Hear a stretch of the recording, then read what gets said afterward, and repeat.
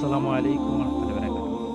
সম্মানিত ভাই ও বোনেরা, যারা যারা জামাত ইসলামী করে না, তারা নিজের স্বার্থের লাগি করে না, তারা সাধারণ মানুষের লাগি করে। আজকে দেখেন যারা যারা জামাত ইসলামী করে, এটা কোনো সাধারণ ব্যক্তি নয়, অথবা তারা নামাজি ব্যক্তি, অথবা তারা সাধারণ মানুষ যারা গরিব, তাদেরকে ভালোবাসে, তাদের সাথে তাদের ভালো একটা সম্পর্ক, আল্লাহর সাথে তাদের ভালো একটা সম্পর্ক, এইসব মানুষের জামাত ইসলামী করে। তো আর যারা বিএনপি করে আমার ভাইয়েরা, তাদের মাঝে আমি বলি না সবাই খারাপ, কিন্তু বিএনপির মাঝে অনেক খারাপ লোক আছে, ঢালাওভাবে অনেক খারাপ লোক আছে।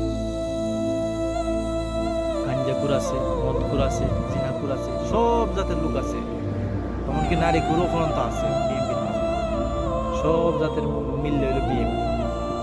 তো জামাতে চাইলেও এইসব মানুষ যুক্ত হইতে পারতো না, কারণ জামাত